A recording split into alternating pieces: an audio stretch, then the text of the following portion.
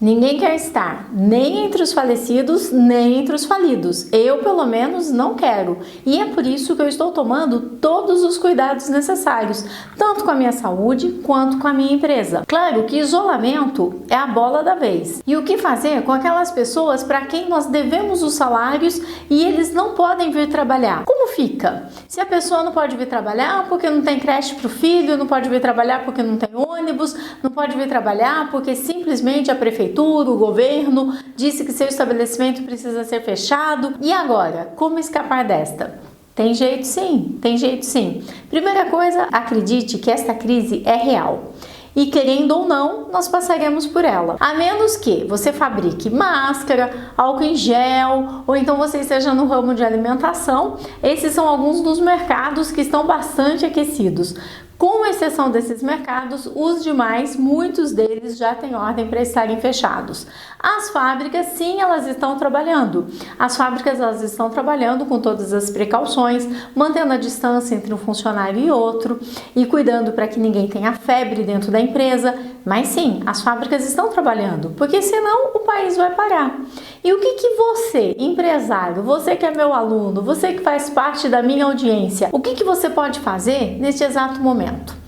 Em primeiro lugar, separe a tua equipe. Coloque no papel exatamente quem são as pessoas essenciais para que seu negócio possa continuar, quem são as pessoas que você pode pedir para que faça trabalho remoto, trabalhe em casa, quem são as pessoas para quem você pode dar férias, quais são as ações que você pode tomar nesse momento.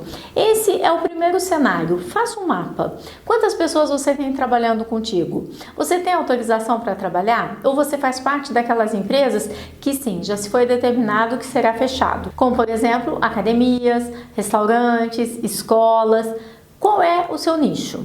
Pense e se pergunte, você pode estar aberto? Se pode, de que forma que você pode otimizar para que as pessoas possam estar isoladas, que elas vão precisar ter o seu espaço para que elas possam trabalhar.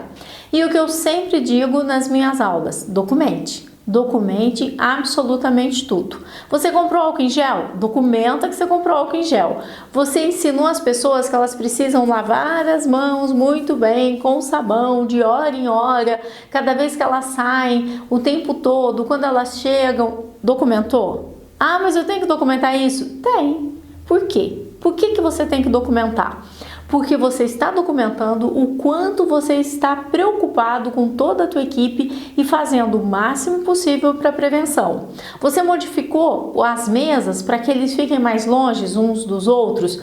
Documenta. Fizemos uma reunião no dia tal para decidir o novo layout da nossa empresa de forma que as pessoas fiquem seguras. Você distribuiu máscaras? Documenta. Não importa o que você faça, documente. Lembre-se, a rainha não basta ela ser fiel, ela tem que provar que ela é fiel. E você pode vir a precisar desses documentos. Você já pensou, Deus me livre, mas amanhã ou depois alguém da tua equipe falece com coronavírus? E depois de alguns dias, a família dessa pessoa vai dizer, ela trabalhava para aquele patrão ali, vamos processar ele, porque não tá certo, não é justo, ele nem sequer cuidou dos seus empregados.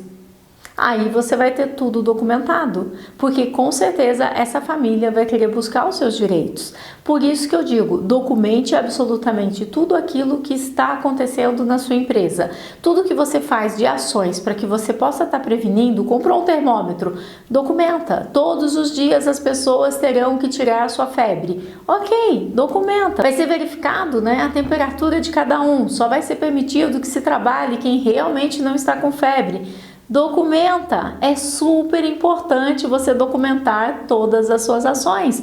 Você não sabe o dia de amanhã e eu tô aqui para evitar que você tenha prejuízos financeiros ainda maiores. Por quê? Porque eu não quero nem que você faça parte dos grupos que faleceram e também dos grupos das pessoas que faliram. Então documente tudo. Esse é o primeiro ato. Depois você vai separar os cenários e verificar quais dessas pessoas você pode enviar para teletrabalho. E sim, você pode enviar vai para teletrabalho, né? Essa pessoa pode fazer home office, desde que a função que ela faz seja compatível com aquilo que você tem hoje dentro da empresa. E você vai também fazer um documento de comum acordo de que ela concorda em trabalhar home office e você vai acompanhar que esse trabalho que ela está fazendo realmente seja entregue. Você sabe mais ou menos quanto tempo leva para se desenvolver um trabalho e ela vai estar te entregando dentro do prazo da mesma forma, simples assim. Mas documente que ela foi home office. Ela pode dizer que ela não quer fazer o trabalho home office ou teletrabalho? Pode, mas ela não deve fazer isso. De acordo com o artigo 8º, os interesses públicos, eles prevalecem nesse caso. E tem interesse público maior do que essa pandemia que está acontecendo mundialmente? Tem interesse público maior do que preservar a saúde da população? Não tem. Então, de acordo com o artigo 8º, se ela disser que ela não quer ir para home office, vai ser complicado? Ela não pode estar fazendo isso. Ela vai estar contrariando algo que é em benefício de um bem maior. Talvez algumas pessoas você queira dar férias. Você sabe que é o empregador quem decide quando serão as férias dos seus empregados. E o empregador pode tomar essa decisão desde que você não tenha funcionários de uma determinada idade, jovens que estão na faculdade, mas nesse caso não tem ninguém indo para a faculdade, ou pessoas mais velhas que elas têm que tomar as férias todas num único período, mas de uma forma ou de outra é o empregador quem decide. E você tem um artigo da CLT que diz o quê? Que você tem que avisar o empregado 30 dias antes de ele sair de férias. Mas o que a gente acabou de falar do artigo 8º? O artigo 8º, ele não garante nessa relação empregado-empregador os interesses públicos? Pois é. Então o interesse público em relação à saúde da população é muito mais alto do que um artigo da CLT que diz que você tem que simplesmente avisar o seu funcionário 30 dias antes. Isso significa que sim, você pode dar férias para os seus empregados. Você pode dar férias coletivas, você pode dar férias de 2 semanas para eles, você pode até mesmo dar um mês de férias para os seus empregados.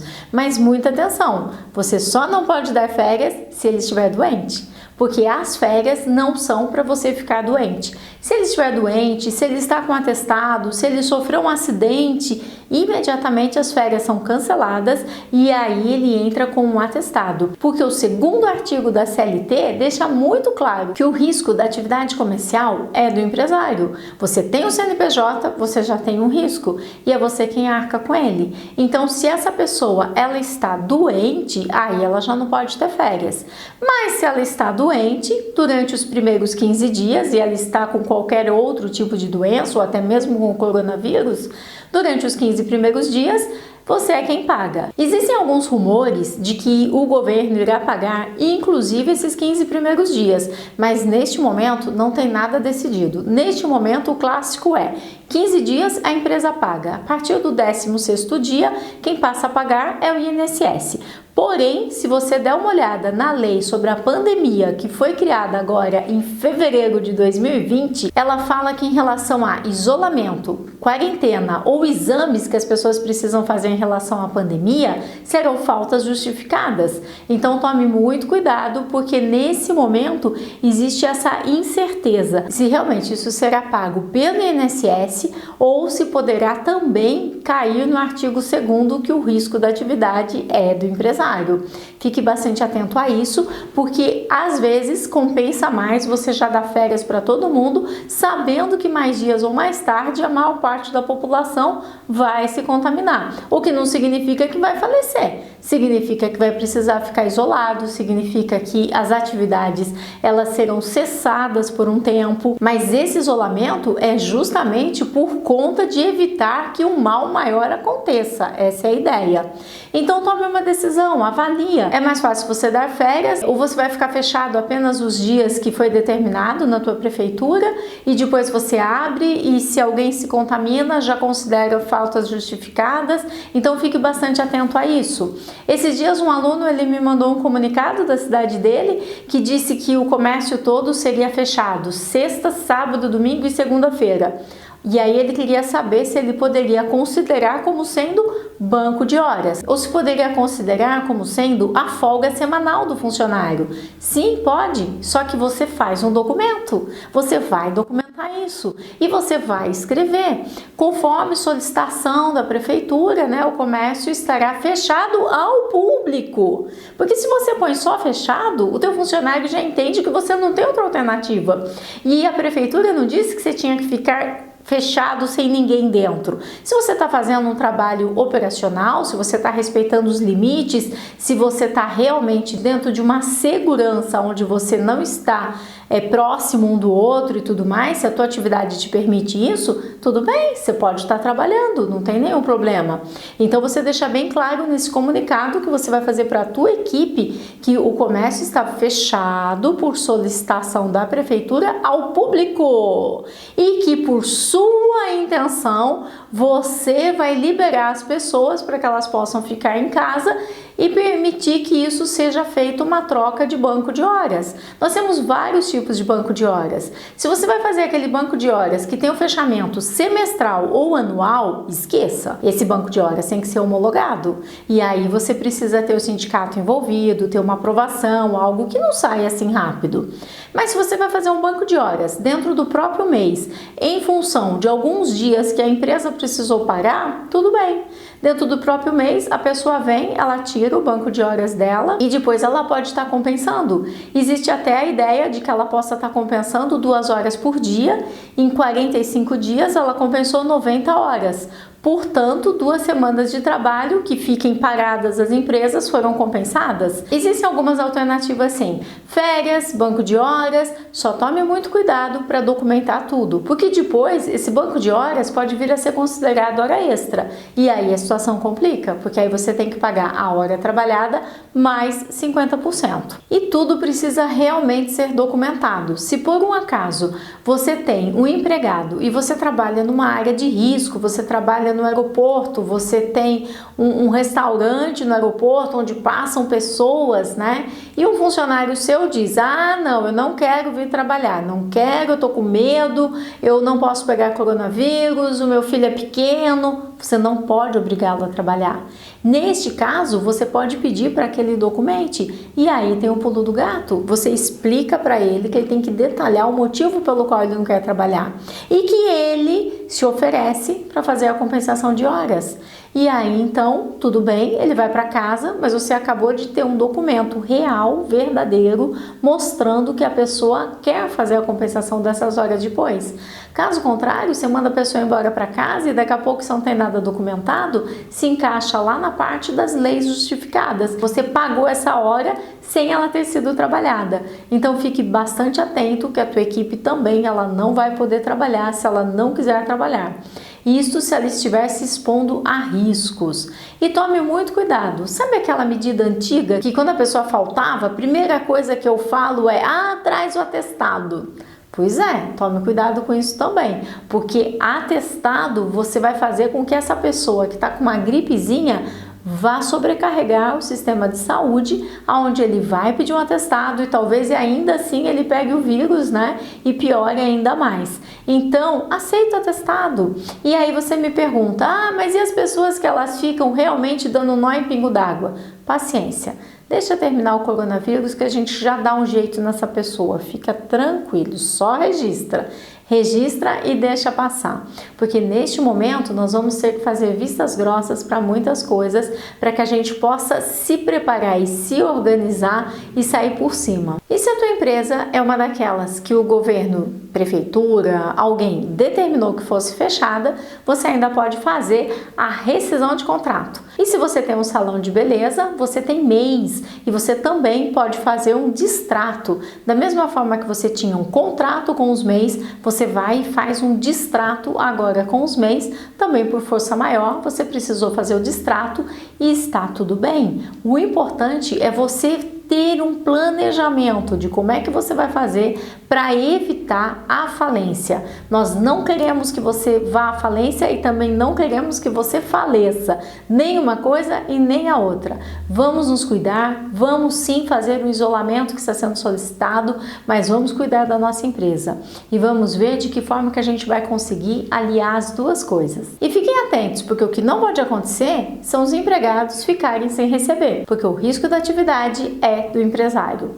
O outro dia um outro aluno comentou: não, mas eu tenho alguns professores que eles trabalham, eles são horistas, e aí eu já não vou pagá-los. Opa, não é bem assim, porque se eles são horistas, eles têm uma média salarial que eles estão habituados a receber, você não pode brutamente suprimir as horas deles. E ele estava vendo como sendo uma coisa tranquila. Esses são horistas, eu não vou estar pagando, e esses são os mensalistas, eu não sei o que fazer com os mensalistas. Opa, nós vamos ter que ver o que nós vamos fazer com todos, com os horistas e com os mensalistas, porque você não pode simplesmente tirar o dinheiro das pessoas. E você deve estar me perguntando: Carmen, como que eu não vou quebrar? Se não está entrando dinheiro, eu não estou produzindo, o que é que eu vou fazer? Já vou te contar o que você vai fazer. Primeira coisa, organização. Você tem que ter uma planilha com todas as contas que você deve. Você tem que ter uma planilha separada. Quais são os custos fixos, aqueles que você tem que pagar, entrando dinheiro, não entrando dinheiro, você tem que pagar. Então talvez você tenha aluguel, telefone, água, luz, porque você não vai pedir para cortar a luz e quando passar a pandemia ligar de novo. Então esses são os seus custos fixos. Eles podem ter até um valor variável, mas o custo é fixo, ele está lá para você pagar. Relacione todos os custos fixos que você tem por mês. E depois, abaixo da tua planilha, relacione os custos variáveis e me diga quanto que você está devendo. Isso vai ser super importante para que você possa estar planejando o que é que você vai fazer com o dinheiro que você tem hoje. E já considerando que talvez você tenha uma entrada menor de dinheiro, talvez você não tenha entrada nenhuma de dinheiro. E sim, isso pode acontecer.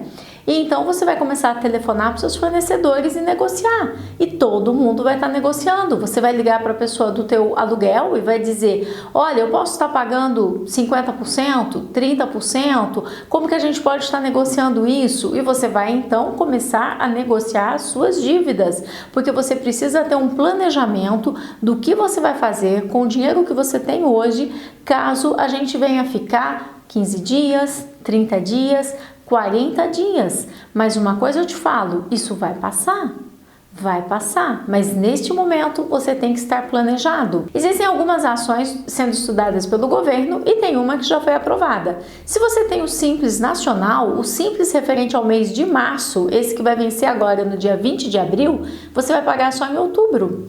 O Simples que vence em abril, você vai pagar somente em novembro. E o Simples que vence em maio, você vai pagar somente em dezembro. Apenas um cuidado que você deve tomar é que todo final de ano os empresários já ficam desesperados porque não tem dinheiro para pagar o 13º dos funcionários e tudo mais. Imagina, você vai ter o mesmo 13º para pagar, mais o Simples Nacional. Se planeje para que você possa sair à frente de tudo.